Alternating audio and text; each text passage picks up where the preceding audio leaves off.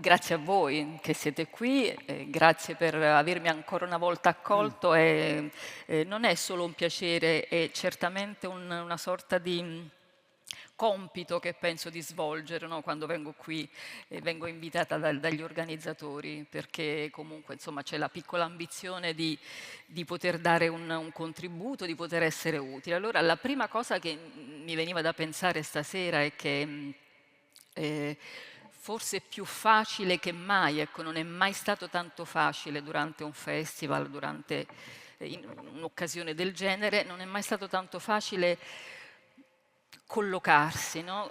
Chiedersi dove ci si trova, in che tempo ci si trova, dove stiamo nel tempo e nello spazio. E quindi certamente penserete la stessa cosa che penso io, e che cioè siamo catapultati qui stasera dalle cronache e in qualche modo di fatti siamo un po' nel corso della storia mentre si compie, nostro malgrado, e non è mai stato così vero, credo. Vorrei cominciare dalla data, oggi 9 maggio. 9 maggio, 75esimo anniversario della dichiarazione Schuman. Nella memoria, nella storia, nella politica dovrebbe essere il ricordo, ma non solo, di quelle parole che hanno dato il via, che hanno fondato quella che oggi chiamiamo Unione Europea. Dunque 9 maggio, festa dell'Europa, una festa dell'Europa che stamattina dicevamo ancora una volta a colazione con Paola Caridi, una festa dell'Europa dedicata a Gaza. Chi di voi ha partecipato? Io non ero tra i fortunati alla Lectio Magistralis di apertura del festival di quest'anno, insomma sa di cosa parlo, quindi pensare a un 9 maggio certamente con uno sfondo e una dedica che non dovrebbe essere indifferente, insomma un richiamo a un'Europa assente, eccetera. Questo è l'oggi. Poi c'è ieri 8 maggio, è stato il giorno in cui è stato eletto Leone XIV, come ha scritto un mio amico e collega, quando riesce a farlo, a stare con noi a Radio 3, Nicola La Gioia, in un pezzo che ha scritto alla vigilia del conclave.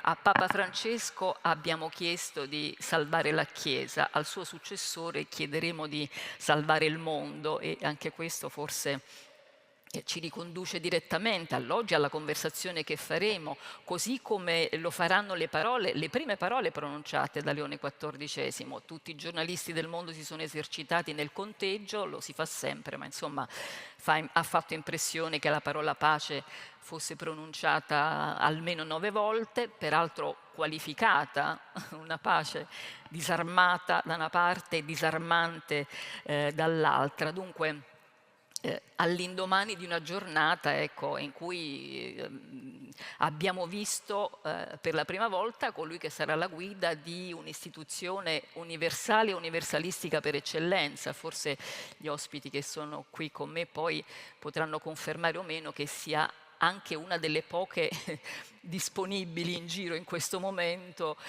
con delle discrete potenzialità, diciamo, di agire nel presente, ma lo vedremo.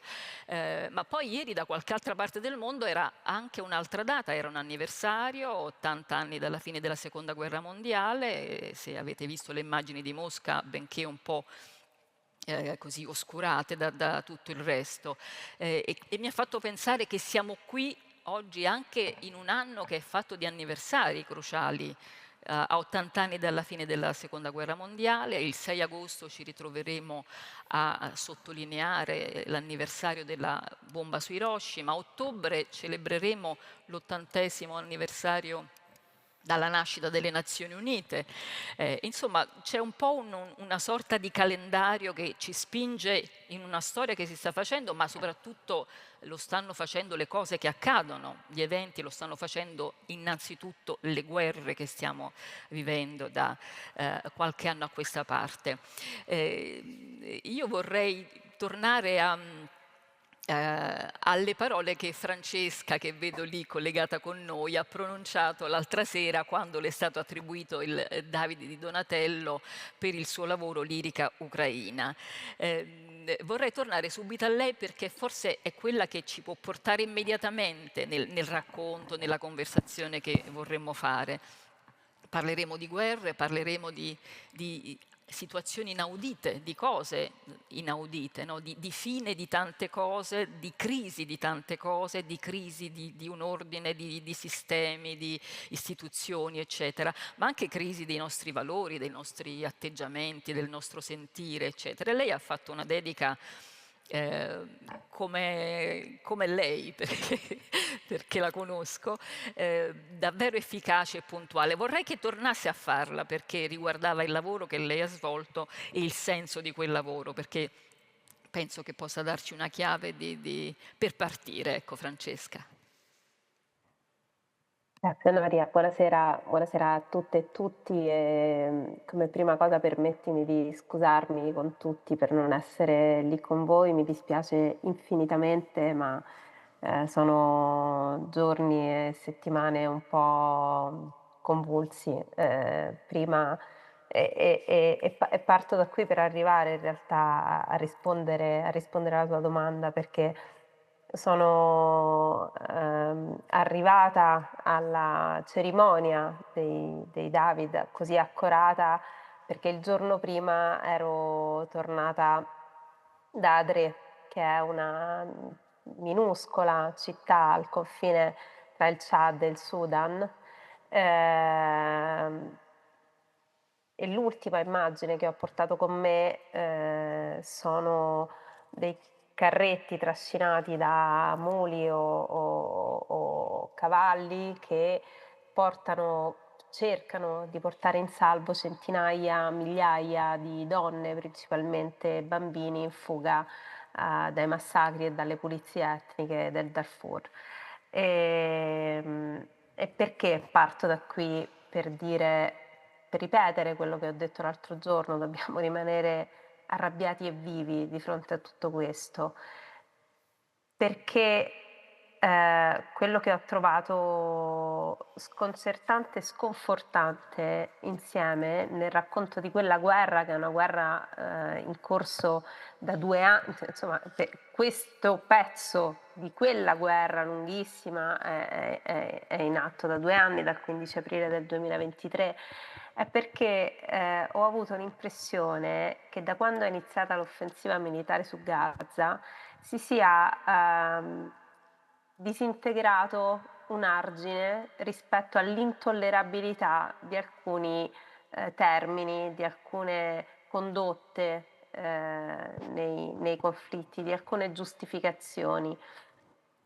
Il conflitto in Sudan sta acquisendo alcune modalità che sono diventate, se non legittime, quantomeno pacificamente accolte nella condotta della guerra, che è l'espulsione delle organizzazioni internazionali dagli scenari di conflitto, la delegittimazione delle organizzazioni internazionali negli scenari di conflitto e la giustificazione nel colpire degli obiettivi che non sono obiettivi militari, ma gli attacchi contro queste strutture che sono gli shelter, quindi i rifugi, le strutture mediche, le cliniche, gli ospedali, vengono giustificati esattamente come nel pattern diciamo israeliano all'interno almeno nella striscia di Gaza ma anche in Cisgiordania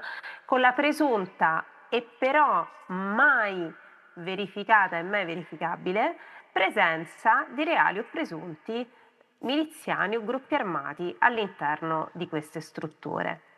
È come se si fosse, uso una parola che odio, ma insomma sdoganata l'idea che se esiste una giustificazione sulla presunta presenza di gruppi armati, una sicurezza da difendere in nome di una qualche autorità che può essere il governo israeliano, come appunto le forze armate ufficiali che hanno ripreso il controllo di Khartoum 2 mesi fa, per la tenuta di quella forma di potere possa valere tutto.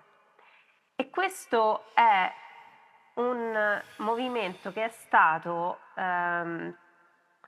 per qualche anno carsico, perché non è nato adesso, non è iniziato ora, è qualcosa che perlomeno noi in Italia, a cui perlomeno noi abbiamo assistito da quando nel lontano 2017, ve li ricordate, i taxi del mare, abbiamo cominciato a delegittimare l'azione delle organizzazioni non governative prima e poi a mistificare l'operato delle agenzie delle Nazioni Unite in un posto così complesso come la Libia. Quindi, da un lato la delegittimazione di queste istituzioni, dall'altro la creazione di spazi, in quel caso era la zona SAR, la zona di ricerca e soccorso libica, ma in spregio a qualsiasi logica, se non diritto internazionale, e oggi, se ci pensiamo, all'interno della striscia di Gaza sta per avvenire esattamente la stessa cosa, cioè l'idea che si sottragga all'operato delle agenzie delle Nazioni Unite, all'operato delle organizzazioni internazionali, che sono nate per questo e che hanno un know-how, hanno delle abilità, hanno delle conoscenze, l'operato che significa distribuire medicinali, assistere i rifugiati, dare supporto logistico, fisico, medico alle persone che ne hanno bisogno, per sostituire la funzione di queste organizzazioni con la presenza di alcuni contractor. Tutto questo è già in atto dentro la striscia di Gaza. Esiste già, sta accadendo ora mentre noi parliamo, ma non è nato oggi, è qualcosa che oggi ha subito una preoccupante e tragica accelerazione, ma che è in atto da molti anni, è in atto almeno a mia memoria dal 2015, dalla stagione della rotta balcanica, 1 milione di siriani che arrivano nell'Europa che riscopre i suoi muri, e poi il trattato con la Turchia, e poi l'invenzione della zona SAR libica, e questo processo di delegittimazione costante si è radicato nella nostra Europa, si è radicato nel nostro Occidente, e fa sì, e chiudo Anna Maria, che oggi sia tollerabile che Netanyahu, sulle cui spalle e sulla cui testa pende un mandato d'arresto internazionale, possa dire del segretario generale delle Nazioni Unite Antonio Guterres che è un antisemita, solo perché critica l'operato criminale del suo governo. Grazie Francesca.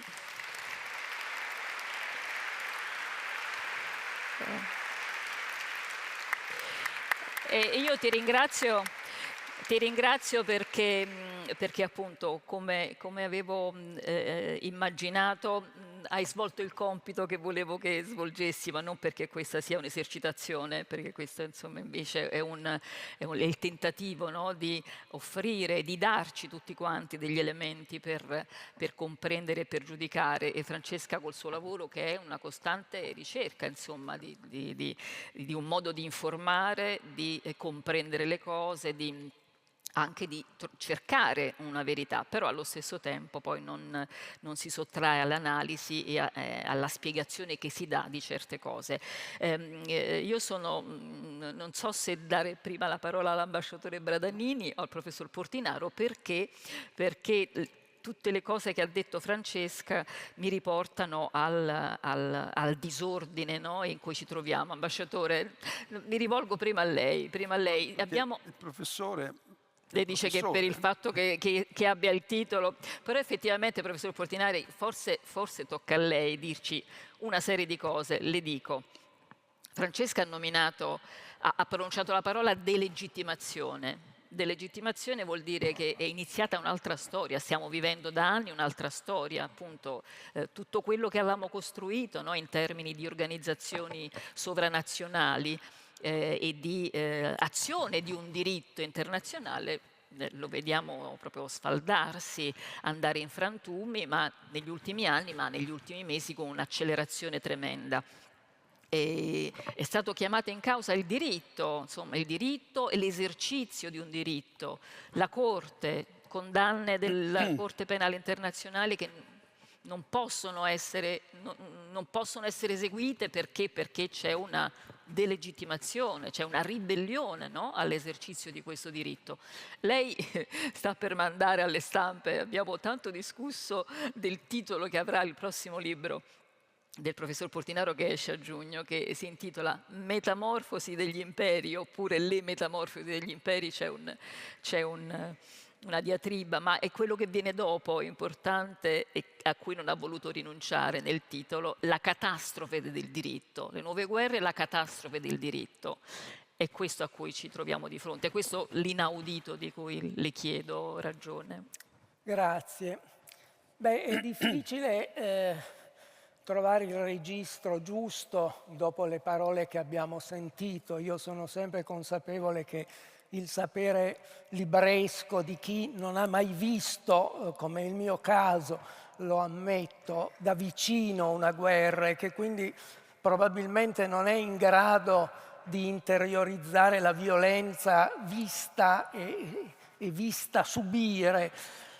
E quindi è certamente difficile trovare le parole che coniugano le testimonianze reali con quello che la storia ci insegna. E tuttavia la storia ci insegna esattamente quello che è risuonato in queste parole.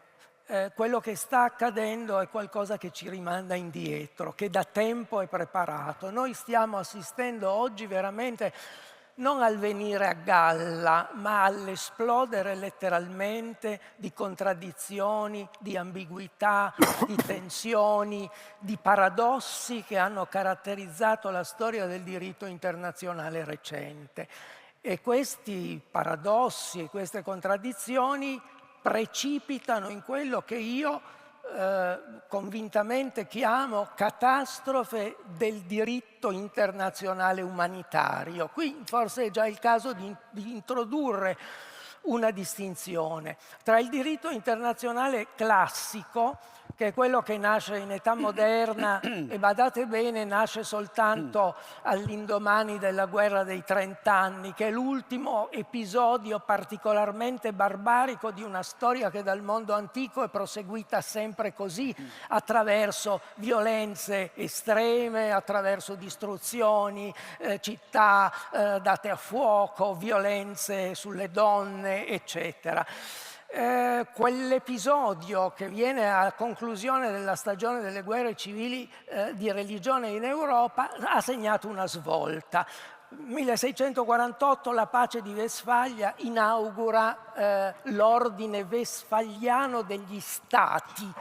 E con questa parola stati noi ci siamo in qualche modo illusi di aver trovato una forma politica che fosse capace di ingabbiare e di disciplinare la violenza.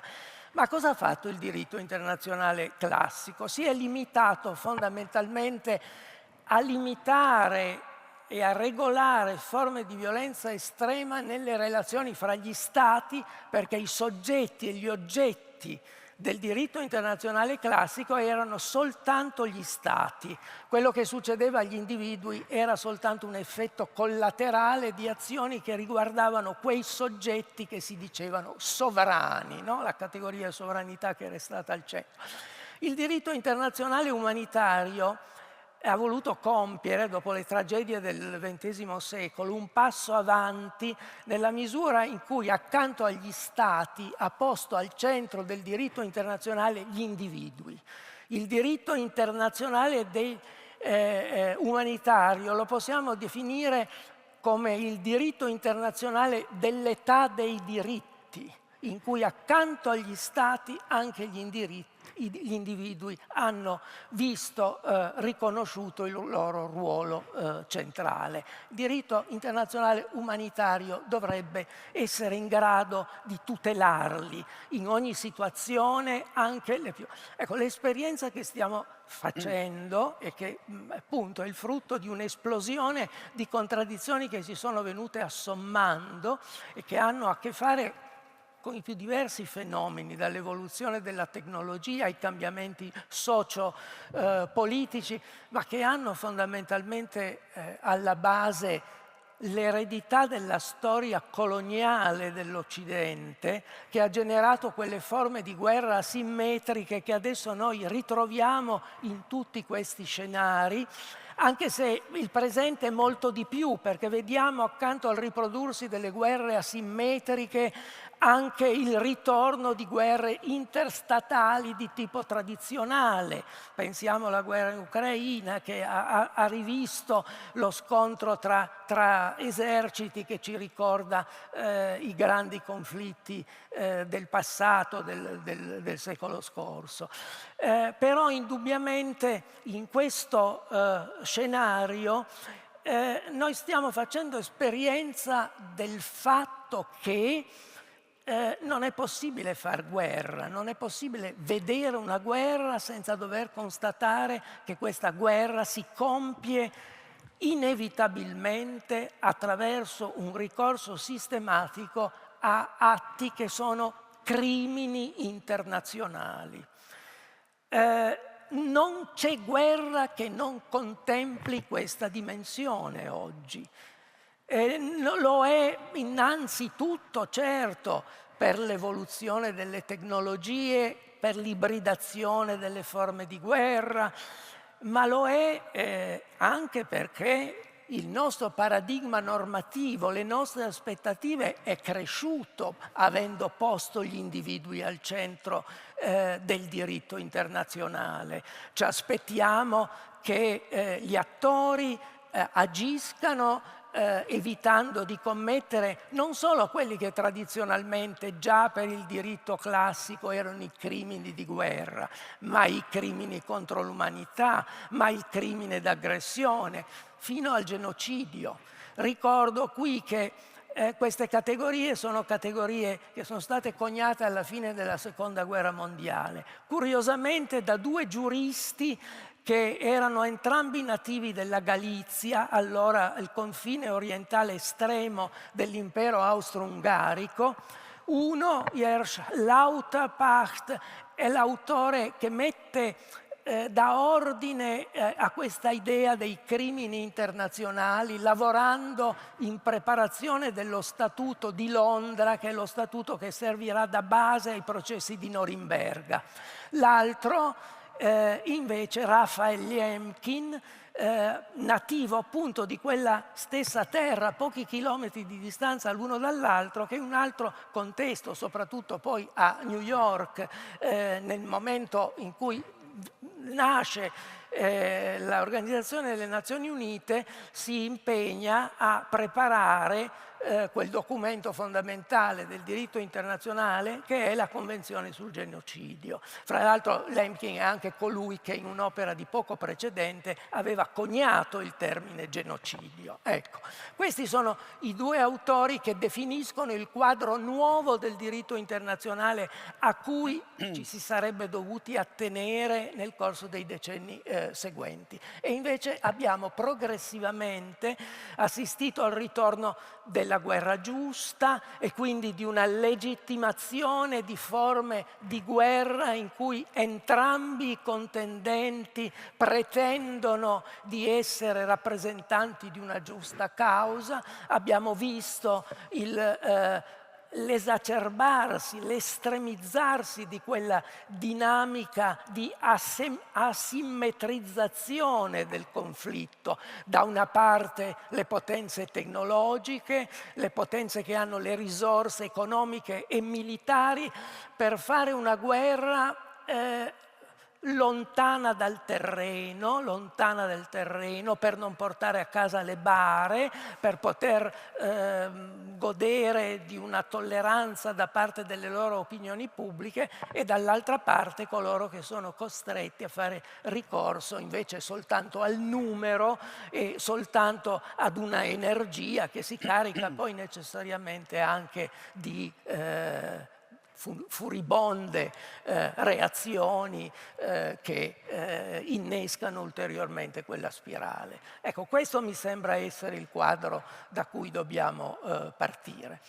Grazie professor Portinaro, perché la parola quadro è certamente adeguata, adatta a definire, e anche l'ampiezza del quadro che ci ha dato in cui inserire e innestare tutto quanto. E adesso sì che vado dall'ambasciatore Bradanini per forza, perché se da una parte possiamo parlare di catastrofe del diritto umanitario, dall'altra parte di inaudito, c'è, sempre per citare il nostro titolo, c'è anche qualcos'altro in questi anni, in questi mesi, c'è un'erosione di un terreno specifico, no?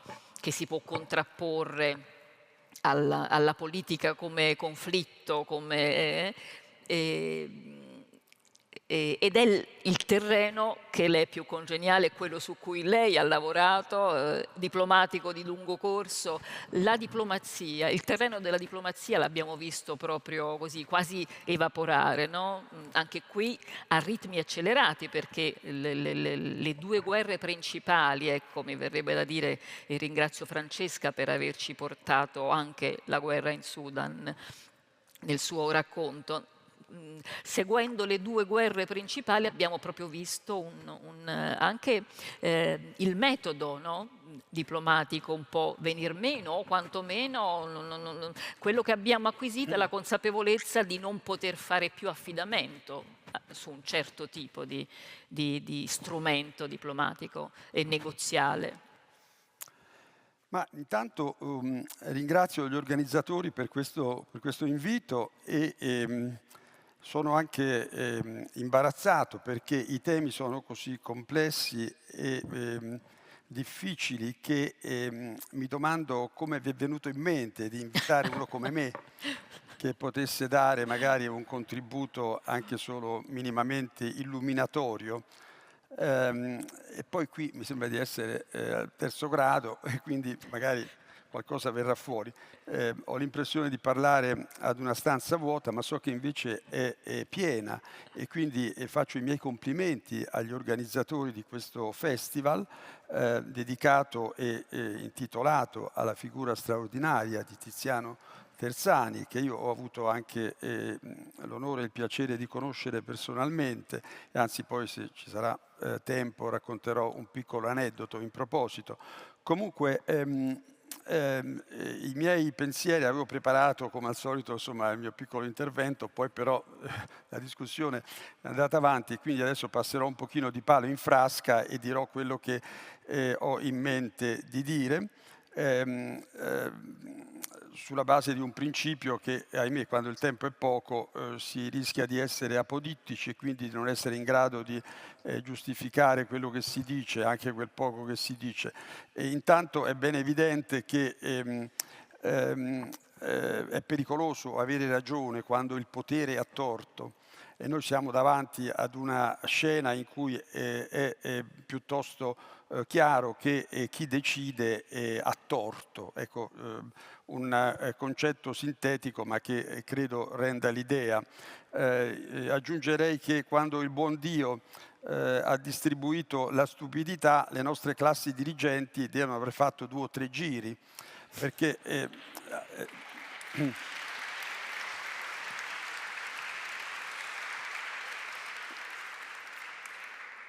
certo, anche quando ha distribuito la malvagità c'è stato qualcuno che ha fatto più di un giro, ma un grande antropologo francese, Emmanuel Todd, che molti di voi conosceranno, ha scritto un libro che è tradotto anche in italiano, La sconfitta dell'Occidente, e lui si domanda: ma che fine hanno fatto le classi dirigenti europee? Non soltanto quelle che facevano finta di difendere gli interessi del popolo per difendere i loro interessi, ma anche quelle che difendevano anche solo i loro interessi. Anche quelle sono scomparse. Ed è una cosa anche misteriosa. Ora, un fantasma, ben inteso, si aggira per l'Europa. Questo fantasma però non è quello del manifesto di Carlo Marx del 1848, ma quindi non è il comunismo, ma è la confusione. La confusione. Noi non ci capiamo più nulla, diciamolo apertamente, insomma. Non riusciamo a trovare un filo conduttore e insieme a questo fantasma ce n'è anche un altro lì accanto, che è l'impotenza. Anche se avessimo la capacità di capire che cosa sta succedendo, ebbene non sapremmo dove mettere le mani, anche se qualcuno appunto ci incaricasse di farlo. perché siamo di fronte a tanti problemi che si sono accumulati nel tempo. Ma si potrebbe dire, d'accordo, le classi dirigenti non ci sono più o meno, insomma, come dice Todd, però c'è il popolo e o ci sono le costituzioni e ci sono i rappresentanti del popolo. Certo, non viviamo più nell'antica Grecia, dove si andava sulla pubblica piazza a votare per i temi centrali della città. C'è il principio di delega, la rappresentazione. Purtuttavia, questo meccanismo dovrebbe funzionare e su temi centrali importanti bisognerebbe trovare anche il modo di far intervenire almeno ogni tanto il popolo. Ad esempio, butto lì un tema, la pace o la guerra, cioè non è proprio un tema marginale, però insomma l'ex ministro della difesa tedesca aveva detto, dopo un anno più o meno dall'inizio della guerra in Ucraina, che lei sapeva bene che la maggior parte del popolo tedesco era contrario a mandare armi in Ucraina, ma lei lo faceva lo stesso. E non è successo nulla, nessuna protesta, nessuna manifestazione di piazza, nulla. Si parlava un momento fa di Nazioni Unite. Le Nazioni Unite funzionano solo in un caso, lo dice il nome, quando le nazioni sono unite, appunto, cioè mai. Funziona soltanto il Consiglio di sicurezza che approva delle risoluzioni, così, almeno sulla carta, cogenti, sulla carta, perché per esempio prendo anche lì un tema così che mi viene in mente, uno dei tanti, la Palestina. C'è una risoluzione del 1967 che dice che dovrebbe nascere lo Stato di Palestina, però non viene applicata. Non c'è nessuno che possa farla applicare. Ma per quale ragione? Per quale ragione? C'è una ragione strutturale, e cioè che la scena internazionale non è una scena di tipo gerarchico, ma di tipo anarchico. Anarchico non perché c'è anche confusione, ma il tema è un altro, è perché è priva di potere, senza potere. Se qui ci fosse la violazione del diritto penale, si potrebbero chiamare i carabinieri, di solito arrivano dopo, ma comunque insomma prima o poi arrivano. No, ma non voglio, per carità, i carabinieri, insomma, bisogna parlare male dei carabinieri, come Garibaldi. Dunque la forza pubblica interverrebbe e ristabilirebbe l'ordine costituito, il rispetto della legge. Sulla scena internazionale non ci sono i carabinieri e dunque vige il principio anarchico, non gerarchico. Il dramma delle grandi potenze è che sono destinate a contrapporsi le une alle altre perché hanno paura di essere sopraffatte, e questo giù per i rami vale anche per le medie potenze e per le piccole potenze, che o litigano tra di loro oppure litigano per interposta grande potenza, oppure il contrario, le grandi potenze fanno litigare le medie e piccole potenze per i loro interessi, come ad esempio, questo è il mio parere, per quanto riguarda l'Ucraina. È una guerra provocata dall'impero in declino, mai abbastanza in declino. Come ho detto, non ho il tempo per spiegare quello che dico, ma insomma il tempo è quello che è. Dunque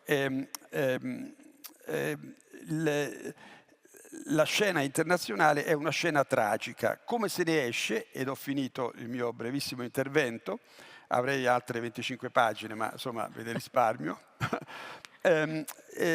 Si potrebbe tentare di uscire dalla gabbia pretestuosa della esportazione di valori e di principi etici. Di solito questa esportazione avviene con bombardamenti al napalm, perché aiutano ad essere convinti. dei valori che si vogliono esportare, ma anche quando non si usa il napalm, comunque si cerca di esportare valori che o gli altri non accettano, oppure perché ne hanno altri, oppure pensano che possano essere strumentalizzati. E invece in un mondo ordinato occorrerebbe contribuire a creare un equilibrio tra le grandi potenze che giù per i rami ancora una volta creerebbe equilibrio anche attraverso e con nei riguardi delle potenze minori, e utilizzando a questo riguardo certamente il sistema delle organizzazioni internazionali, a partire dalla principale organizzazione internazionale, le Nazioni Unite, che dovrebbero essere tra l'altro anche riformate, perché ormai sono figlie di un'epoca trascorsa, 80 anni. Se si pensa che, non so, il più grande e più popoloso paese al mondo non fa parte del Consiglio di sicurezza, ed è l'India. Invece ci fa parte una potenza media come la Francia o anche come la Gran Bretagna, che sono pieni di guai. E che poi sono sempre allineate naturalmente all'impero dominante. Dunque questo dovrebbe essere il percorso per creare il quale naturalmente non soltanto i governi ma anche i popoli potrebbero dare il loro contributo, cercando di far rivivere, e finisco davvero, il principio di democrazia su basi nuove. Demos kratos, potere del popolo, ma quel demos, cioè il popolo, deve essere un popolo informato e partecipante, altrimenti la democrazia non ha senso.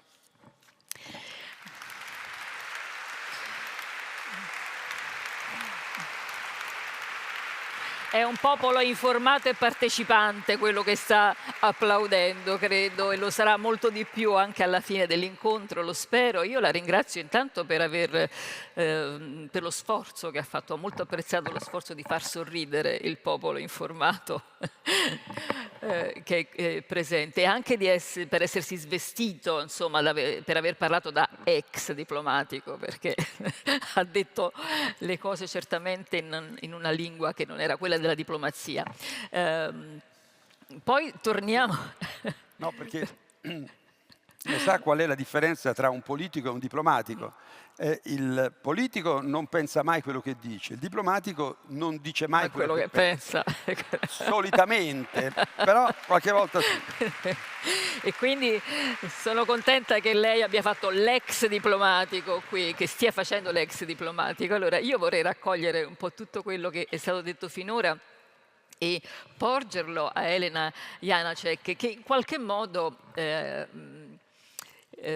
spero lo possa elaborare attraverso lo sguardo, l'intenzione, le capacità di qualcuno che non fa normalmente di mestiere né né quello di fotoreporter, né quello di analista politico, né quello di analista geopolitico, ma si occupa di letteratura, è una scrittrice, una persona che attraverso l'invenzione e attraverso anche un dato biografico che nel caso suo è davvero fondante ed è eccezionale, scrive della realtà. E quello che mi piacerebbe chiederle è che noi siamo partiti citando l'Europa, la festa dell'Europa, il 9 maggio, eccetera, l'abbiamo evocata anche a più riprese nelle sue debolezze, nella sua crisi, nelle sue assenze, eccetera. Mi piacerebbe che lei dicesse qualcosa in termini culturali, qual è la sua visione, ecco, come racconterebbe una scrittrice come lei l'inaudito di questo presente? Ma io intanto riprenderei esattamente da uno spunto di Francesca. Elena deve far risalire un pochino il microfono. Devo ora farlo risalire un pochino. Eccolo Va bene. là, perfetto. Allora, secondo me Francesca Mannocchi ha detto una cosa molto importante quando ha messo in relazione Gaza, il Sudan e le politiche dei nostri paesi, che sono le politiche che sono partite, diciamo così, sono esplose nel 2014-2015. Cioè politiche antimigratorie che hanno portato agli accordi con la Libia, che hanno portato agli accordi con la Turchia, che hanno adesso portato, nel nostro caso in maniera abbastanza ancora un po' tragicomica, all'outsourcing di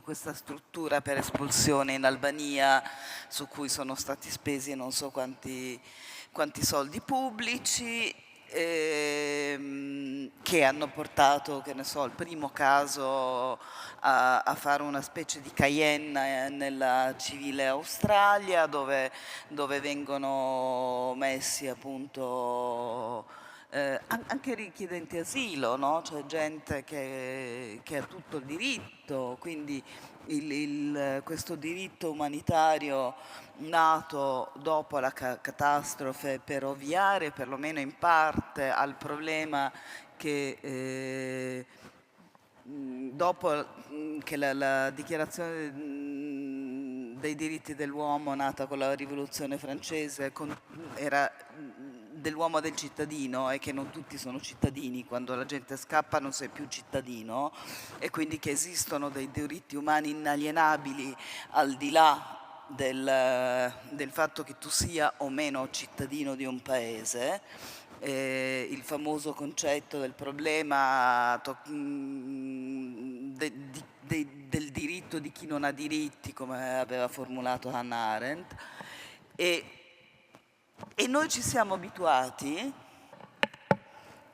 noi gente dal passaporto forte, o di quello che, sì, dell'ancora passaporto forte, che viviamo in una zona dove ancora non sono state ritirate sulle frontiere, al fatto che il diritto sia un privilegio e che accanto a noi c'è gente che può essere presa e può essere messa in una struttura in cui ha meno diritti che in un carcere. Questo è la quotidianità con la quale noi conviviamo da anni. Vale per i migranti, vale per la totale cancellazione di una distinzione, cioè non che i migranti, tra virgolette, economici non siano meno esseri umani e quindi dotati di diritti inalienabili di un profugo per guerra o politico, o no. Però è totalmente stata cancellata anche questa cosa qua, volutamente cancellata. Quindi noi viviamo la normalità accanto a noi delle persone private dai diritti, private anche, non so, semplicemente dalle nostre ultime, che non possono accedere a un viaggio regolare, che non godono più della protezione umanitaria. È tutta una cosa proprio creata come un qualcosa intorno a noi, no? Che ci pone nel nostro mondo, che non è ancora un mondo in guerra, a contatto con la normalità di gente disumanizzata.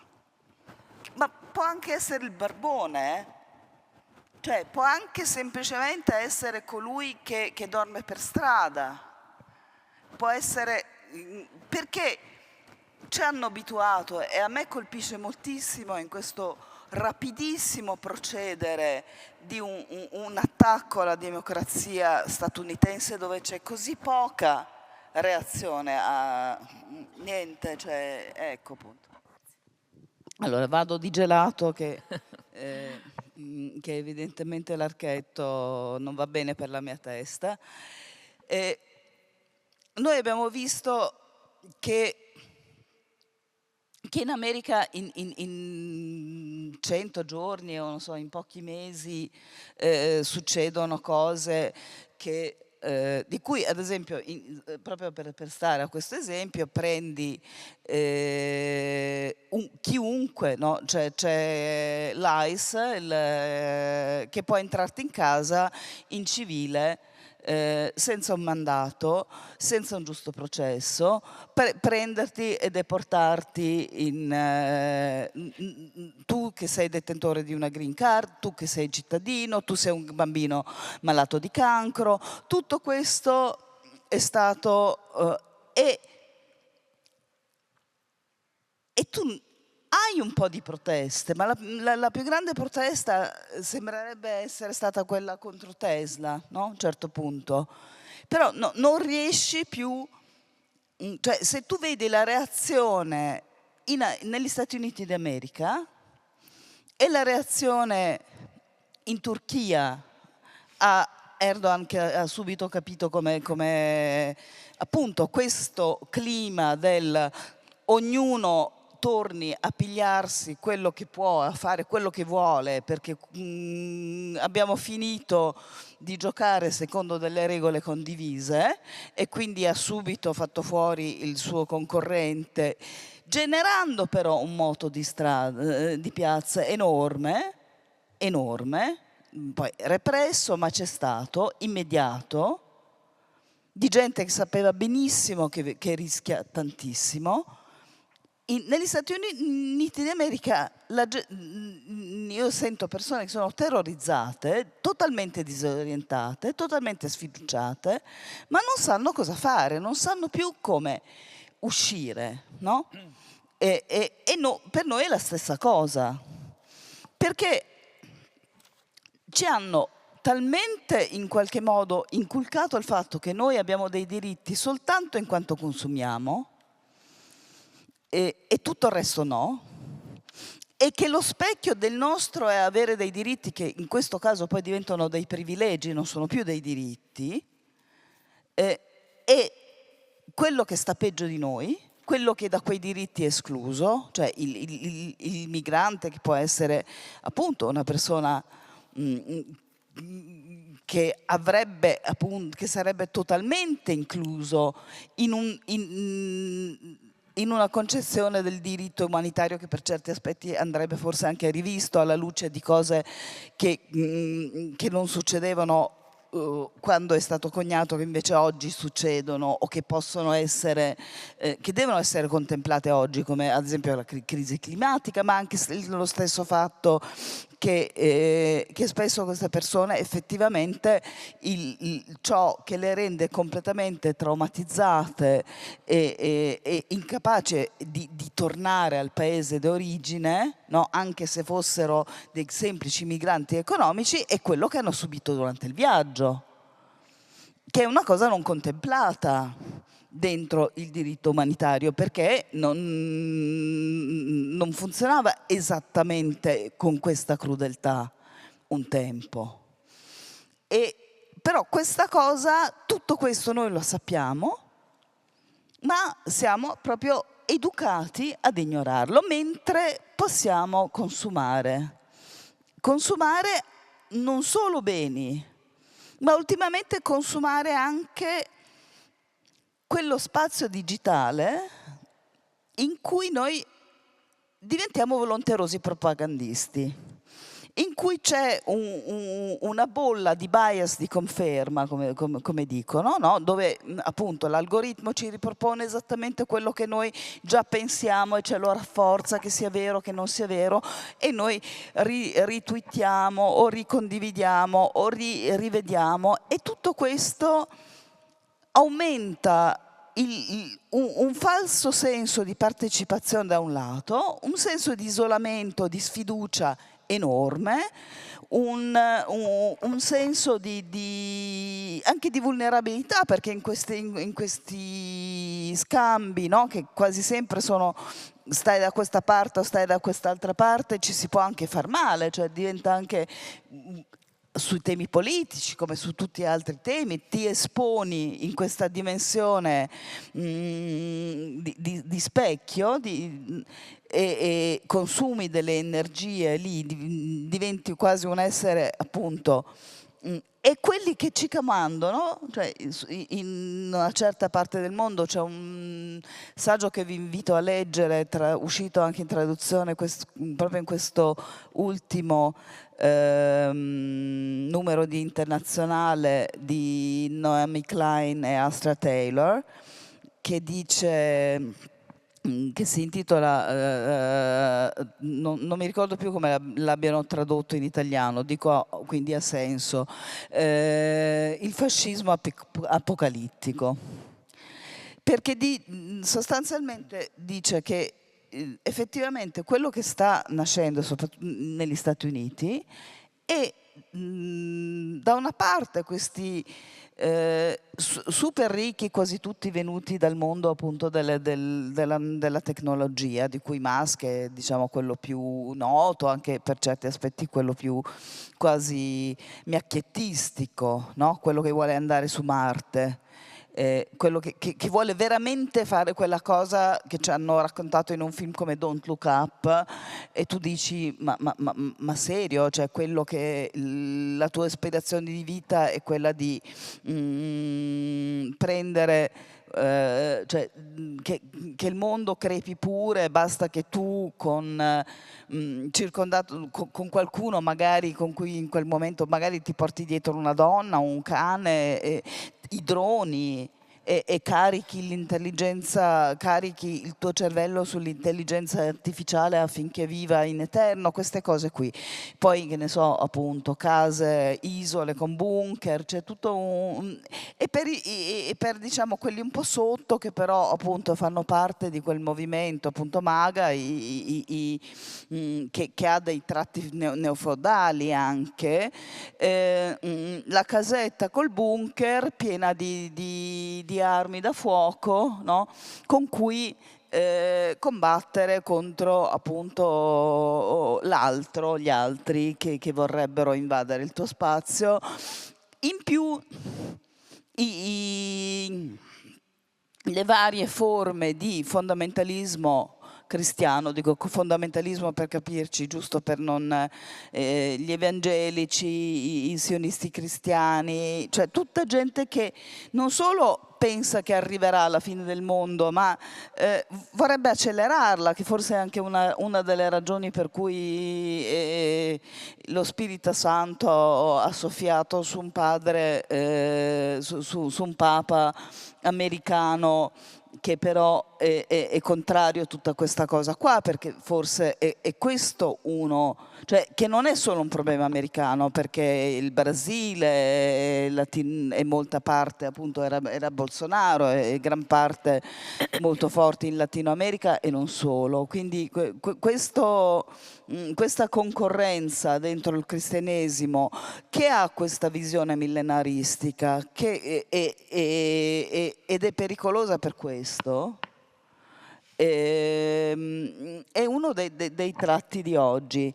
Allora, in tutta questa catastrofe, chiudo, io invece penso anche esattamente il contrario, che noi, se abbiamo fatto male una cosa, è che non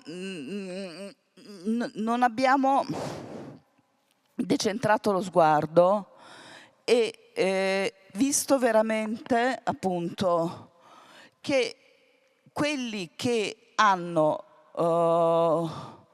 lottato per la libertà in tante parti del mondo, in tantissime parti del mondo, esattamente negli stessi anni, contemporaneamente, mentre a noi veniva tolta l'ultima spinta a fidarci l'un dell'altro, a pensare di poter essere potere facendo cose insieme, nel Sudan stesso, in Sudan, in Iran, in Bielorussia, in tutte le primavere arabe, in Ucraina, a mio avviso, mi dispiace, io non penso che la gente faccia quel tipo cioè, certamente qualcuno vuole mandarla lì, però la gente non va. Ovviamente non sarà mai tutto il popolo che scende in piazza, però se un numero consistente di gente scende in piazza e sta in piazza, come ad esempio in questo momento stanno facendo in Georgia, lo fa perché quelle persone hanno questa spinta, così esiste una spinta alla libertà, così come esiste una spinta contraria alla protezione, alla sicurezza, e noi questa, ai popoli che non fossimo noi, che quella spinta l'abbiamo perduta o forse meglio ci è stata tolta, non l'abbiamo riconosciuta. E non l'abbiamo riconosciuta, l'abbiamo quindi negletta, abbiamo capito che non si poteva esportare le democrazie giustamente, ma non abbiamo visto che questa cosa potesse essere, per quanto cioè poi chiaramente 3/4 delle rivoluzioni, dei tentativi di rivoluzione possono essere sconfitti, ma ci sono. Cioè il fatto che poi esiste la repressione, la sconfitta e tutto quanto, purtroppo fa parte del mondo, però se noi non vediamo più che gli esseri umani anche questo sono, allora noi qua siamo proprio destinati a non avere neanche più un perché dovremmo cercare di difendere il diritto internazionale da un lato, le nostre costituzioni dall'altro, non c'è più un perché. Allora a quel punto quello che ci serve è un sovrano non fuori di testa, un buon sovrano, un ordine che so, appunto, come forse quello cinese, no? Che in questo momento forse ci piace di più a naso di quello americano, perché ci sembra insomma venire da millenni di sapienza e non da uno squinternato. Però che si possa, che gli esseri umani possano desiderare insieme la libertà, il diritto, la tutela, no? della dignità di ciascuno e ovviamente aver paura del disordine, della guerra, e penso che sia un caso di tenerlo insieme il più possibile. Grazie Elena Janecek. La ringrazio per aver fatto una sorta di inventario di tante cose, diciamo, che penso che tutti noi affrontiamo, no? Con le quali ci confrontiamo quotidianamente. Ha fatto un inventario di cose che raccontano il nostro modo di essere oggi, e il confronto con la politica internazionale, con le novità, le nuove sfide, ha messo insieme tante cose. Io vorrei raccogliere un po' delle parole che ha pronunciato e consegnarle al professor Portinaro, perché abbiamo sentito parlare di sfiducia, abbiamo sentito parlare di vulnerabilità, abbiamo sentito parlare di incapacità poi di trovare anche un perché, no? Chiedere che vengano difese delle cose, un perché politico, perché venga rispettato il diritto, eccetera. E mi ha colpito anche l'assenza di motivazione a desiderare tutti insieme, a desiderare che certe cose vengano difese. Credo che tutto ciò abbia a che fare con le categorie della politica, della filosofia della politica, e ha a che fare con gli interrogativi che lei si pone, penso, da tutta la vita accademica quantomeno. Sì, naturalmente. Naturalmente la domanda è, le chiederei di circostanziare tutto, e adesso, e in relazione adesso come facciamo una sintesi di tutto ciò, ed è possibile, c'è una via che così politologicamente può essere indicata? Io mi scuso per carattere ossuto e poco vibrante del mio modo di argomentare e di tornare su questi temi. Però temo che noi sottovalutiamo tutta una serie di difficoltà oggettive che sono un prodotto della storia e che non si riescono a scavalcare semplicemente appellandosi ad un'energia che probabilmente nelle nostre società non è più presente. Prima si è parlato di anarchia fra gli stati, ma c'è anche un'anarchia nel principio desiderante, nei desideri, nelle volizioni degli individui. E le nostre società occidentali, da questo punto di vista, con una storia assai complessa e contraddittoria alle spalle, esprimono questa dissonanza di volizioni, di desideri. C'è manipolazione, certo, nelle nostre democrazie, c'è perdita di tensione morale, c'è anche una naturale propensione all'accomodamento a queste situazioni. E quindi il potenziale da mobilitare è onestamente minore di quanto noi possiamo forse immaginare. Noi continuiamo un po' a pensare nei termini della statualità classica e di una filosofia della storia che ci ha raccontato un processo che in parte è avvenuto e che in parte è semplicemente una nostra costruzione intellettuale. Noi abbiamo visto nascere gli stati. Gli stati sono nati tutti dalla violenza, tutti. Semplicemente che alcune violenze le abbiamo dimenticate, non ci turba più come è nato il Regno d'Inghilterra sotto Guglielmo il Conquistatore, sono passati 1000 anni, non siamo più nemmeno troppo turbati delle violenze che hanno portato all'unità del nostro paese, le guerre del Risorgimento fino alla Prima Guerra Mondiale. Però che gli stati nascano dalla violenza, dal sopruso, dall'usurpazione e dal calpestare diritti altrui, lo vediamo nella storia recente riprodotto. Il caso della storia di Israele è quello Stato nasce come tutti gli Stati con la violenza e con la prevaricazione. Questo è un dato di partenza.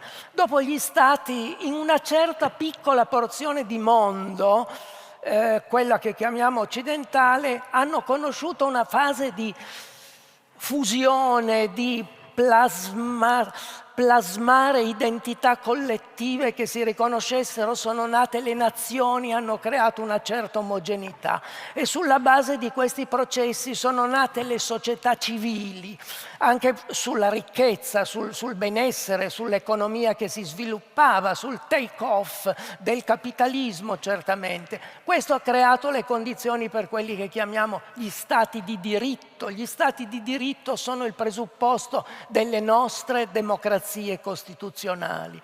Questi processi non sono avvenuti ovunque, non li si possono così artificialmente generare nell'arco di pochi decenni. Le esperienze che abbiamo fatto, da cui dobbiamo pure anche trarre una lezione, ci dimostrano che è molto più complicato. Faccio l'esempio che direi è proprio paradigmatico di ciò. Pensiamo agli anni 90, alle speranze e all'investimento che è stato fatto anche in termini di garanzie e promozione dei diritti umani al di fuori del nostro ambito culturale, del nostro Occidente, sulla base di un'aspettativa che in fondo il percorso dell'umanità avesse finalmente imboccato la via del cosmopolitismo per arrivare ad un'intesa globale. Benissimo. E allora si trattava di andare a proteggere i diritti laddove erano calpestati sistematicamente. E lì sono nate che cosa? Sono nate quelle che noi abbiamo chiamato guerre umanitarie, sulla base di un ragionamento che in sé, in astratto, era giusto. Perché i diritti, quando sono sistematicamente calpestati e violati, tu non li puoi difendere e tutelare con delle prediche morali, con delle retoriche, e non li puoi nemmeno difendere e proteggere semplicemente con lo strumento del diritto. Noi abbiamo fatto dei passi avanti nel secondo Novecento su questo piano. Pensate appunto a Corte Penale Internazionale, ma il diritto arriva dopo, arriva tardi, quando i morti ci sono, quando il genocidio è avvenuto, eccetera, eccetera. Quindi si trattava di... E allora è nata quella dottrina che i giuristi conoscono come la dottrina della responsibility to protect. Uno Stato, quando la comunità locale non è in grado di difendersi, quando c'è una classe politica, un regime che usurpa i diritti nel Sudan piuttosto che in un altro paese, la comunità internazionale deve muoversi, fare qualche cosa. E questo fare qualcosa, al di là di tutta una serie di messaggi sempre più forti e vibranti della comunità internazionale, deve sfociare nell'intervento militare. Molti di noi, anche quelli che guardavano insomma, con una certa propensione a un giudizio realistico sul corso storico, che è quello che è, hanno dato credito a questi sviluppi, hanno detto questa è probabilmente una via. E invece l'esperienza, ormai sono passati 20, anche più anni, ormai 30 anni da quando la dottrina ha incominciato a essere tradotta in pratica, noi possiamo dare un bilancio decisamente negativo di questo, perché le guerre umanitarie, come il nome dice, sono prima di tutto guerre, poi cercano di essere umanitarie, ma prima di tutto sono guerre e, come ho detto prima, non è possibile fare guerre, anche le guerre asimmetriche come le guerre umanitarie necessariamente sono, senza commettere altri crimini, senza colpire le popolazioni civili, senza ferire le società, senza lasciare nuove ferite che si aggiungono a quelle del passato. E quindi questo ha lasciato questi strascichi, ma peggio, ha lasciato un insegnamento che vediamo che tutti i regimi pronti, disposti a mettersi sotto i piedi il diritto internazionale hanno ampiamente ripreso e fatto proprio. Hanno costituito un modello, no? Il modello delle guerre umanitarie è stato con estremo cinismo, diciamolo pure, ripreso da Putin dal primo momento della sua politica in Cecenia. Lui diceva no, io faccio sostanzialmente le stesse cose, devo ripristinare il diritto in quelle aree, devo tutelare i diritti delle minoranze, eccetera, eccetera. Quindi questo si è rovesciato, si è letteralmente capovolto in qualcosa che era... E questo purtroppo è una lezione ricorrente della storia, no? L'eterogenesi dei fini, il perseguire un obiettivo moralmente e giuridicamente condivisibile per cui si possono produrre buoni argomenti e poi invece scontrarsi con la realtà opposta. Ancora su quel caso lo possiamo illustrare bene. Fermi restando tutti i problemi del imporre il rispetto dei diritti con la forza, ammettiamo pure che alcuni successi si conseguano. In Afghanistan è sembrato che per un po' il successo ci fosse. Quella dottrina aggiungeva alla responsibility to protect un secondo elemento, diceva ci vuole anche la responsibility to rebuild. Bisogna ricostruirle quelle città dopo che sei andato a bombardarle per liberare quelle cittadinanze e rimetterle sulla via della democrazia o creare per loro le condizioni per la nascita della democrazia, che non è un vaso di fiori che innaffi e poche settimane dopo dà frutto. Devi necessariamente investire molto in termini di risorse economiche, di riforme amministrative, di investimenti culturali, di processi per la formazione. con il rischio comunque che alla fine attori interni o attori esterni interessati a seminare la discordia mandino tutto all'aria. No, questo è un tipico, questa storia l'abbiamo ormai vissuta in tutte le sue più ampie declinazioni nel corso di questi ultimi 30 anni, e vediamo quanto sia difficile, a partire anche da delle intenzioni positive, poi conseguire dei risultati che mobilitino quelle energie che pure qua e là presenti sono, ma decisamente minoritarie. Questo è l'elemento di pessimismo che ci investe alla luce delle esperienze che stiamo facendo. Come risuonano queste parole alle orecchie di Francesca Mannocchi? Io penso che molte delle cose che lei ha detto, Francesca le può tradurre, le ha tradotte automaticamente in cose che ha visto, in comportamenti che ha registrato. Francesca è abbastanza giovane da non aver coperto i Balcani, per esempio, da non aver coperto il Kosovo, però io l'ho conosciuta che raccontava la Libia. Ma poi si è occupata di Afghanistan, si è occupata di Ucraina, si è occupata di Palestina. Ti vorrei chiedere una cosa, Francesca, siamo partiti dalla tua dedica del premio, no? E dal tuo invito a rimanere arrabbiati, a fronte di un pessimismo con cui ha concluso il professor Portinaro, a fronte anche della domanda di Elena, non abbiamo più il perché. Tu hai detto della necessità di rimanere arrabbiati, e del tuo lavoro mi colpisce una cosa, che parallelamente allo sforzo costante che fai, no, di raccontarci una realtà e renderci più informati, consapevoli e partecipi, fai da anni uno sforzo che riguarda il futuro, uno sforzo che riguarda i più giovani, uno sforzo che riguarda i ragazzi, perché ti sei preoccupata, e lo fai costantemente, di far entrare in questa realtà, in questo racconto del mondo e anche in questa attualità,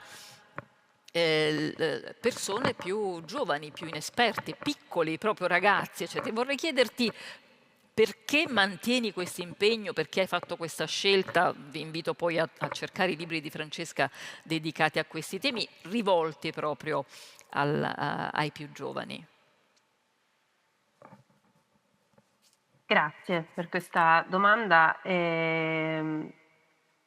E vorrei rispondere con un aneddoto che riguarda l'Afghanistan, anzi due, perché io ho imparato in Afghanistan a disimparare quello che sapevo prima, e cioè che pensavo che l'Occidente, pensavo come molti di noi pensavano, che l'Occidente fosse stato spinto in Afghanistan da un afflato filantropico per esportare appunto le condizioni della democrazia. La verità è che l'invasione dell'Afghanistan è iniziata per motivi diversi, è iniziata per punire, non per liberare gli afghani, ma per punire il primo Emirato Islamico per non aver in qualche modo consegnato Osama Bin Laden dopo l'attacco alle Torri Gemelle. E questo dato fattuale gli afghani in realtà lo raccontano molto bene, soprattutto dopo la caduta di Kabul nel 21, e dicono: voi guardate bene indietro a questi ultimi 20 anni, voi non siete venuti a salvare le nostre donne, a liberarle dall'oscurantismo del primo Emirato Islamico, voi siete venuti a vendicare l'attacco alle Torri Gemelle. Se quell'attacco non ci fosse stato, dubitano loro, e dubito anch'io, che la corazzata della libertà e della democrazia sarebbe andata a liberare gli afghani dal primo Emirato Islamico. Mi permetto di dubitare. Detto tutto questo, io non credo che noi avessimo raggiunto praticamente nessun risultato in Afghanistan, se non tirare su qualche consolato, qualche ambasciata e una bella green zone all'interno della quale gli ambasciatori si facevano visita l'uno con l'altro prendendo l'elicottero perché non era più possibile spostarsi di 500 metri a Kabul dopo 20 anni di prodigiosa occupazione militare. Quindi non so, e tendo ad ascoltare i bambini perché quando dopo dopo averlo conosciuto come professore, come giovane professore in un'università di Kabul, ho rincontrato quel mio medesimo amico afgano, esule rifugiato in Germania, e gli ho chiesto: mi racconti quali sono i tuoi ricordi di bambino quando è iniziata l'invasione, quando è iniziata la guerra? Lui mi ha risposto in questa maniera e ve lo cito praticamente parola per parola. Quello che ricordo è che fino all'ottobre, in cui gli americani e la coalizione internazionale hanno iniziato la guerra e l'invasione dell'Afghanistan, io ero obbligato a indossare i vestiti alla Kandahari, e quindi con la tunica, e quindi in un certo senso a fare in modo che la condotta e la postura corrispondessero a quelle tradizioni, a quella cultura. Immediatamente dopo, con la stessa violenza, sono stato costretto ad indossare i jeans e la t-shirt. E questa non è democrazia, signori miei. Questa non è democrazia. E noi da questi errori dobbiamo imparare, e questi errori ce li insegnano i bambini.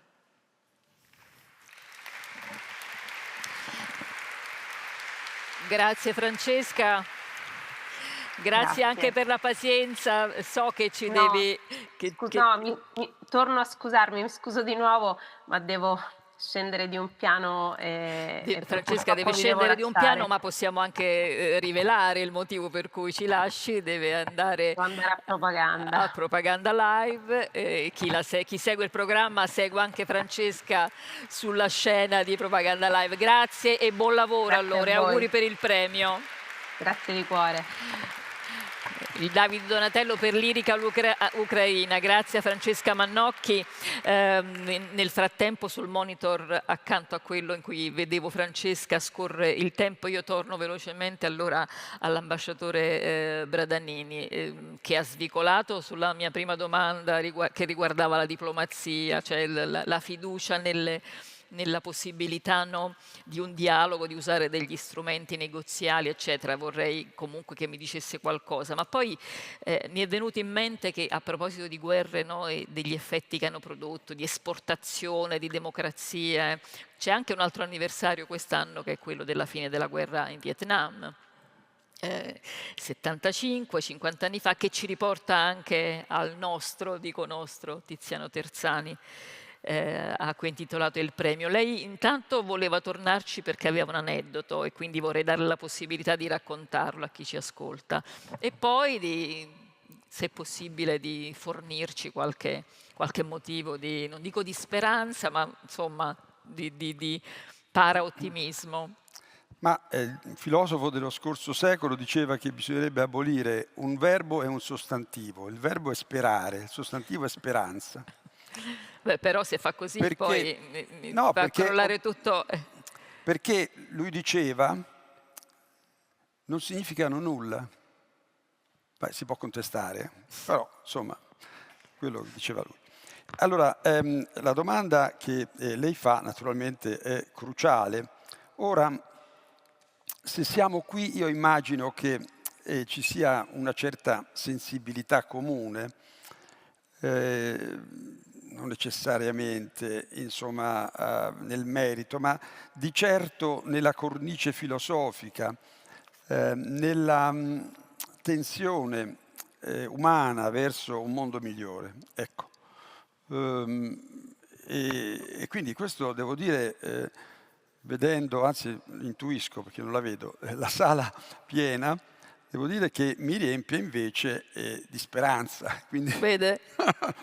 smentendo me stesso, anche perché appunto sempre lo stesso filosofo diceva che è pur sempre vero anche il contrario di qualsiasi cosa noi affermiamo. Ora, la guerra bisognerebbe intanto metterci tutti in ginocchio qui e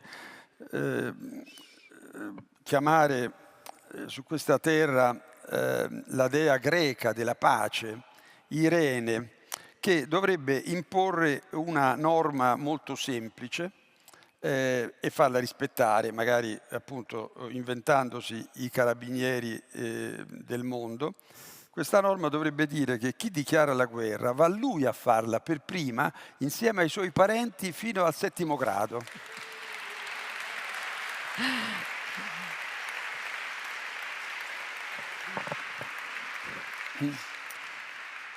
Perché i signori che decidono naturalmente sono seduti sulle loro poltrone più o meno dorate e poi a morire è sempre la povera gente. Anche per la parte che vince la guerra, non solo per la parte che perde la guerra. La guerra è, come diceva von Clausewitz, la continuazione della politica con altri mezzi. Quindi è una deviazione, una conseguenza, si potrebbe dire, di una politica sbagliata. E quando scoppia la guerra bisognerebbe tornare alla politica.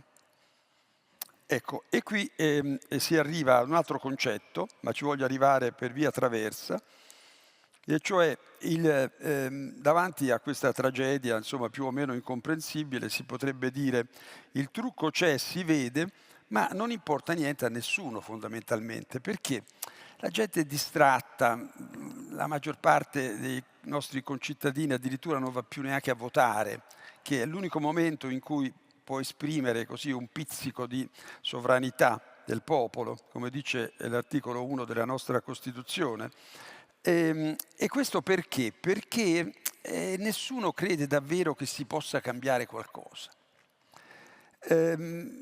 Gli eventi sembrano essere determinati dal vincolo esterno, dal pilota automatico, dalle grandi potenze, dalle organizzazioni internazionali per i bambini di 5 anni un po' ritardati. E insomma, qualcun altro, sicuramente comunque non il governo che noi contribuiremmo a formare con questo nostro voto. Il grande filosofo di Treviri diceva che ormai siamo anche un po' stanchi di cercare di spiegare il mondo, bisogna forse provare a cambiarlo. Ecco, allora come partecipare ad un percorso di cambiamento? Perché il mondo così com'è decisamente non va bene. Tornando alla guerra, adesso insomma questi signori che sono seduti al di fuori delle nostre frontiere, insomma a Bruxelles, Bruxelles c'è sia la NATO che le istituzioni europee, quindi insomma è una capitale che somma il peggio con il peggio. Ebbene, questi signori hanno deciso che noi dobbiamo smettere di costruire ospedali o migliorarli perché funzionano male, o occuparsi della scuola, che insomma è la cosa forse più importante per la nostra popolazione, tutte le popolazioni, insomma, perché significa le generazioni che verranno, che occorre formare per il meglio, oppure tutti i beni pubblici e collettivi che vanno un po' in malora. Dobbiamo invece riarmarci. Ora, non entro neanche nel merito, naturalmente potete immaginare quello che penso delle decisioni di questa signora che è stata cacciata dall'ultimo governo Merkel in odore di corruzione e che non ci ha mai neanche fatto ben capire quanto ha pagato i vaccini che ci avrebbero curato. Ma comunque questa donna, insieme alle persone che sono intorno a lei, ha deciso che noi dobbiamo spendere. Ma dico, ma i popoli europei saranno pure liberi di decidere o di partecipare a questa decisione? I parlamenti di questi popoli, possibile che siano stati tagliati fuori completamente? Possibile che non ci sia un moto di reazione sul modus più che sul contenuto? Ecco, dunque su questa nota direi che bisognerebbe riflettere e poi racconto il mio piccolo episodio di incontro con Tiziano Tersani, ma volevo ricordare quello che diceva George Bernard Shaw in proposito, che secondo me si adatta benissimo al mondo che abbiamo intorno. Più vivo e più sono convinto, lui diceva, che questo pianeta sia usato dagli altri pianeti come manicomio dell'universo. Non c'è logica in quello che sta avvenendo intorno a noi. Se noi non ci facessimo guidare dalla musica delle parole, oppure dalla musica delle favole che ci vengono raccontate, ma dal rigore del ragionamento, allora forse un po' potremmo saltarci fuori, ma per fare questo avremo bisogno di ricostruire, come dicevo prima, le fondamenta della nostra democrazia. Ora, per quanto riguarda il mio incontro con Tiziano Terzani, è avvenuto ad Hong Kong nel 1997, quando Hong Kong tornò alla Cina popolare. Io ero console generale d'Italia in questa città e lui ci incontrammo, io lo invitai a cena e in quel momento, insieme a sua moglie, viveva in India. E lui aveva girato un po' tutte le città più o meno grandi e anche piccole dell'estremo oriente. Ha detto, ma potevi andare a vivere a Singapore, non so, a Tokyo, a Osaka, insomma, città più piacevoli. L'India è un paese molto, molto forte. Poi parlo di ormai 25 anni fa più. E come mai? Perché sei andato in India? E lui mi rispose con una frase che mi è rimasta scolpita nel cuore, perché l'India è il paese dove si impara a morire. E lentamente, da quel momento in poi, ha cominciato ad avvicinarsi a questo momento e, come sappiamo, è avvenuto poi nel 2004, qualche anno dopo. Tutto qui. Grazie ambasciatore. Grazie ambasciatore Bradanini e per il ricordo di Terzani e per le considerazioni che ha fatto fino a poco fa. Noi siamo andati parecchio avanti con i secondi, i minuti, però il popolo partecipe, presente e consapevole ha diritto, credo, a consumare un piccolo spazio con qualche domanda, quindi pregherei, anche io vedo molto poco da qui, però abbiamo una decina di minuti per qualche domanda da fare ai nostri ospiti, per cui chiederei di... Non vedo se si alzano mani, però aiutatemi. Eccola, una la vedo. Ne vedo due. La preghiera è di essere sintetici e di magari offrire ai nostri interlocutori l'occasione per dire qualcosa di definitivo, oltre che ottimistico. Posso parlare? Prego. Sono Roberto, anche De Biagio, e volevo riportare il ragionamento su cosa può fare l'individuo e la collettività. L'individuo può disertare da questo mondo incivile e collettivamente disertare insieme, perché solo in questa maniera si può cambiare il mondo. Poi, è utopia? Sì, ma meglio di questa tragedia che viviamo. Viva l'utopia! E allora non so cosa pensa il professor Portinaro della diserzione dei cittadini.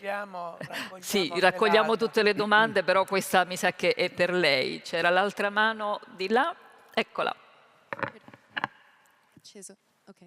Cercherò di essere sintetica, non voglio dilungarmi troppo. Più che parto da una premessa, noi come cittadini non siamo stati capaci di far funzionare la nostra stessa democrazia, che è piuttosto giovane, dato che ci siamo lasciati andare ad un'indifferenza e l'essere apolitici in una democrazia che è molto recente. Credo che molte nella nostra contemporaneità lo possa dimostrare, come per esempio il DDL sicurezza oppure altre misure di repressione che sono state messe in atto dal nostro governo e anche la mancata affluenza alle urne, per esempio. Quindi insomma non siamo capaci di essere cittadini nella nostra stessa democrazia, che noi sentiamo vicini, perché comunque l'identità di italiano è molto prevalente rispetto magari all'identità di europeo o comunque altre organizzazioni sovranazionali di cui facciamo parte. E sapendo che una democrazia che comunque è la gerarchia, come abbiamo detto prima, non è capace di funzionare a modo, un diritto internazionale che si basa su un pacta sunt servanda, che alla fine abbiamo capito non funzionare, e soprattutto noi siamo parte di un organo sovranazionale che non funziona, come l'ONU o la NATO, perché si basa su dei presupposti che non sono democratici, come per esempio il fatto che ci sia un consiglio permanente con il potere di veto, che chiaramente non ci ha permesso magari di agire come avremmo voluto. Faccio una domanda un po' provocatoria. Si può salvare questo sistema sovranazionale che abbiamo adesso, ma soprattutto vale la pena salvare un sistema che non funziona e che, come è stato detto prima, si glorifica però con una distorsione intellettuale rispetto a quello che effettivamente è successo. Grazie. Grazie. Vediamo se non ci sono altre mani, allora perfetto. Allora io direi che la diserzione dei cittadini tocca a lei, mentre la salvezza tocca all'ambasciatore Facciamo il Bradamino. contrario. No. Prego. No, ma le due domande sono collegate, l'una al rovescio dell'altra. Disertare individualmente è sempre possibile e ci sono certamente motivi morali sufficienti per l'individuo se ritiene opportuno farlo. Io sono molto scettico sulla rilevanza di una diserzione collettiva. Io non vedo nelle nostre società, intanto per incominciare, in quelle che si pregiano di essere ancora alla testa delle migliori democrazie del mondo, le democrazie costituzionali. Noi oggi in Europa ci sentiamo superiori a quello che sta avvenendo in questa mutazione impressionante nella democrazia americana, dove la struttura imperiale di un impero in crisi sta travolgendo la democrazia. Probabilmente è quello che sta avvenendo a questo momento negli Stati Uniti. Non è un esito predeterminato, non è scontato, però la direzione è quella e da questo punto di vista Trump appare veramente un interprete macroscopico di quel crollo di un impero che ha paura, che si rende conto che non è più capace di esercitare l'egemonia, perché l'egemonia sul mondo nessun impero la può esercitare, e si rende conto che non può governare come è stata governata con metodi coercitivi, ma comunque non estremamente violenti, la globalizzazione, mentre indubbiamente la guerra dei dazi è un modo più violento di governare quello. Noi democrazie costituzionali europee ci crediamo ancora superiori adesso a quel modello, non investite da quello, ma potrebbe essere una illusione. Quindi da questo punto di vista temo molto che anche nei nostri paesi, insomma, i risultati delle elezioni nei vari paesi del mondo, dell'Europa lo stanno mostrando, la quota dei disertori capaci di organizzarsi collettivamente e di resistere a questo movimento sarebbe molto, molto bassa, e quindi forse continuo a pensare che cercare di lavorare all'interno di questo sistema esistente, cercando di evitare il suo tracollo totale, possa costituire ancora una strategia più pragmatica quantomeno. E la stessa cosa vale per l'Organizzazione delle Nazioni Unite. Chiaro, quella è una delle tante contraddizioni del nostro tempo.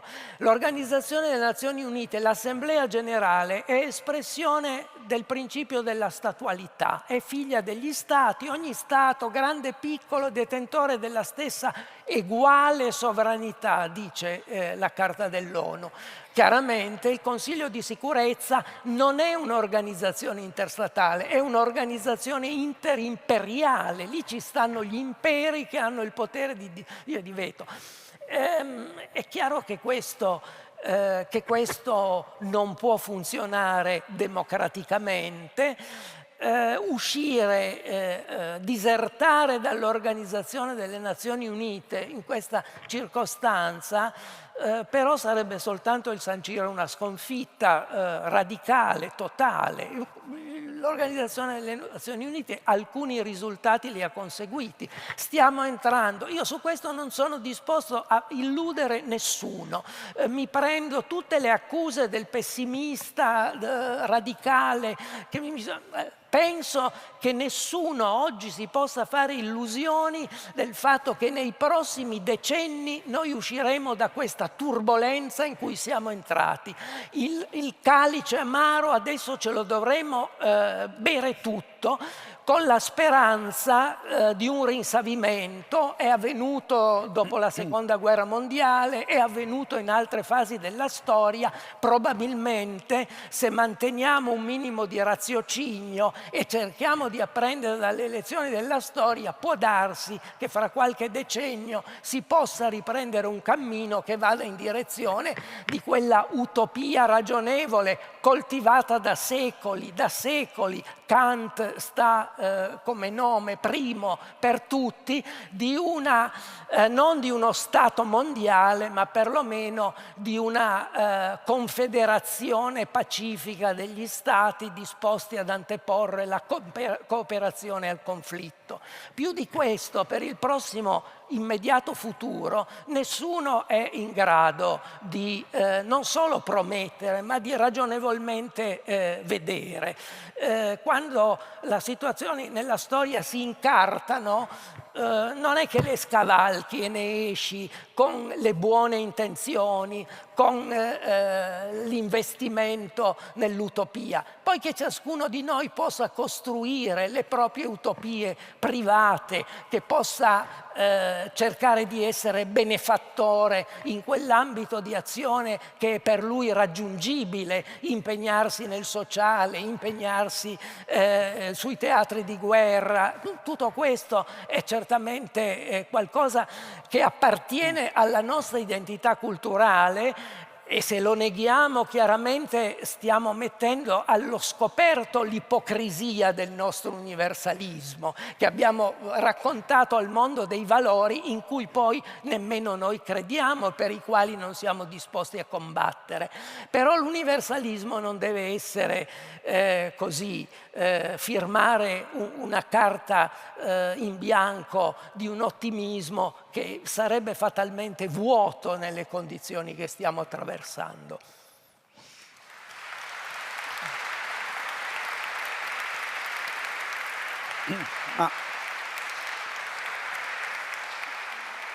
Prego.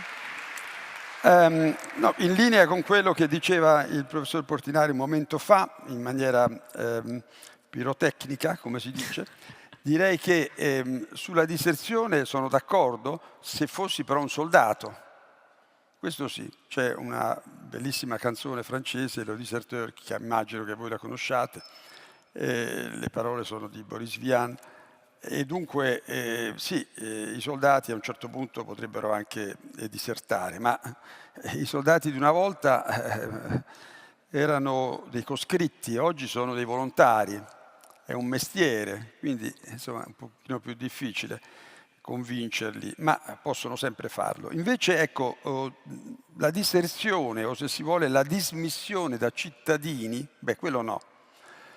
Direi proprio di no, anche se il mondo è certamente più storto che dritto. Dobbiamo invece combattere l'ontologia della immodificabilità.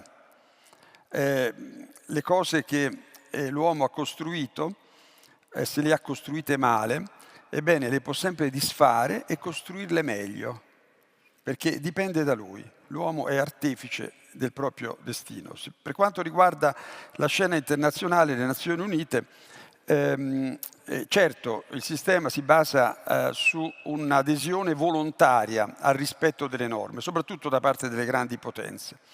I piccoli paesi sono magari obbligati o pressati a rispettare le norme consuetudinarie o pattizie internazionali, invece le grandi potenze fanno quello che vogliono e non c'è nessuno che le può obbligare. Però questo avviene in un mondo in cui all'interno di queste grandi potenze, dei paesi che sono attori della scena internazionale,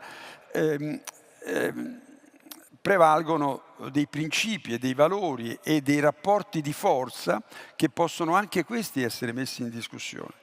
E quindi bisogna costruire fondamentalmente una società migliore, una società basata non sulla sopraffazione, ma sulla giustizia, sulla equità, sulla solidarietà, sulla libertà, ma non solo la libertà di esprimersi in ogni modo, ma anche la libertà dal bisogno, dai bisogni. Ne parlava non soltanto Carlo Marx, ma anche Woodrow Wilson addirittura, uno dei suoi principi, 14, come sappiamo, poi un po' troppi, insomma, persino il buon Dio si era limitato a 10, ma comunque. Uno di questi era proprio la libertà dal bisogno. Poi dopo ha fatto la fine che ha fatto, ha avuto un malore e i suoi anche propositi sono morti prima ancora di iniziare a crescere. Ma in ogni caso finirei con questo principio. Anche sul piano internazionale, se la società che noi possiamo costruire, diversa da quella attuale, fosse una società diversa, appunto, allora potremmo essere partecipi del percorso di avanzamento dell'uomo nella storia, come diceva il grande Hegel, di autocoscienza dell'uomo. L'autocoscienza significa fondamentalmente la presa in carico dei propri bisogni essenziali, che sono quelli della personalità profonda dell'essere umano, i bisogni di solidarietà, di rispetto reciproco, di affettività. Qualcuno addirittura, insomma, eletto recentemente, parla di amore universale. Ecco, insomma, ognuno li traduce poi secondo i suoi convincimenti e la sua ideologia o la sua religione, ma insomma sono fondamentalmente i bisogni essenziali che danno senso alla natura umana. Ecco, se le società sono costruite gradualmente in questo modo, io credo che anche i rapporti internazionali possono cambiare. Io ringrazio l'ambasciatore Bradanini e soprattutto vorrei cerchiare una frase che penso ci possiamo portare a casa: combattere l'ontologia dell'immodificabilità. Me la rigiocherò facilmente comunque, ma soprattutto serve a noi per non andare via completamente sconsolati, insomma, con l'idea che siamo vissuti soltanto nell'illusione della pace, o nell'illusione di poterla costruire, di averla costruita o, insomma, così vagheggiata nella nostra storia recente. L'augurio che invece che la storia possa essere cambiata anche da chi ascolta in maniera partecipe e consapevole. Per cui io ringrazio innanzitutto voi per essere stati qui con noi, ringrazio ancora l'ambasciatore Alberto Bradanini, Elena Janacek. Volevo solo aggiungere una cosa, visto che non mi ha dato il tempo. Prego. Allora, io non volevo dare l'impressione di essere pessimista. Io in realtà appunto pensavo che questa lotta per i diritti sia sociali che civili è uno spazio che noi dovremmo riconquistare e che le persone sicuramente che sono venute in questo luogo sanno perché e sono tra quelle che sono che vorrebbero disposte occuparlo a questo farlo. spazio. E Certo. che al di là del fatto, al di là di proprio perché siamo, come giustamente dice il professor Portinaro, in una situazione dove ci dobbiamo in qualche modo mettere, metaforicamente si spera, il bagaglio per attraversare una lunga marcia, una lunga notte,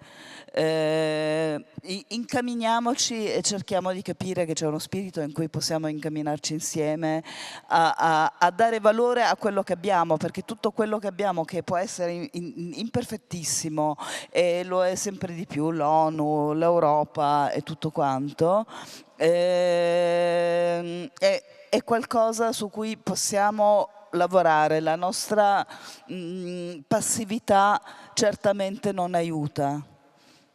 Grazie Elena Janacek, grazie. E grazie al professor Portinaro, grazie davvero ancora a tutti voi.